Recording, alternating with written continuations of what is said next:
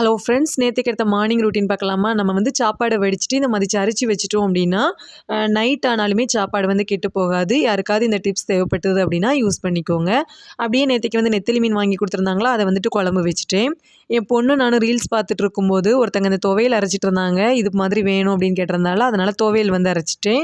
அப்புறம் 2 முட்டையும் அவிச்சு ஹஸ்பண்டுக்கும் பொண்ணுக்கும் கொடுத்து அவங்களையும் அனுப்பி விட்டாச்சு. நேற்று வந்து இந்த சாப்பாடு வந்து சிம்பிளா தான் வந்து பண்ணியிருந்தேன்.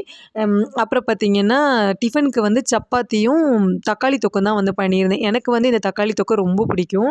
எந்த டிஃபன் கூட வச்சுனாலுமே சாப்பிட்ருவேன். பண்ணுறதுக்குமே ரொம்ப ஈஸி. டக்குன்னு வந்துட்டு வதக்கிட்டோம் அப்படின்னா வேலை முடிஞ்சு.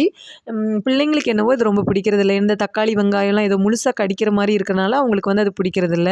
அவங்க வந்து சும்மா தொட்டுக்கிட்டு லைட்டா சாப்பிட்டுட்டாங்க. அப்படியே பார்த்தீங்கன்னா, சப்பாத்தி வந்து போட ஆரம்பிச்சுட்டேன். முன்னாடியெல்லாம் எனக்கு வந்து சப்பாத்தி, பூரியெல்லாம் இந்த ரவுண்ட் ஷேப்ல வரவே செய்யாது. இப்போல்லாம் வந்துட்டு போட்டு போட்டு பழகிட்டா, அதனால ரவுண்ட் ஷேப்பெல்லாம் சூப்பரா வருது. ஆனா வந்து நம்ம அடுப்புல போட்டு எடுக்கும்போது அந்த உப்பிட்டு வர மாட்டேங்குது. அதுக்கு வந்து ஏதாவது டிப்ஸ் இருந்துச்சுன்னா சொல்லுங்க.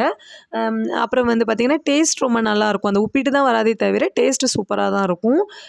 அப்புறம் வந்து பையனுக்கு வந்து ஒரு சப்பாத்தி வந்து பிளேட்ல பிச்சு போட்டு கொஞ்சம் குழம்பு வச்சு எடுத்து குடுத்துட்டேன். அவனுமே வந்து சாப்பிட்டுட்டு இருந்தான்.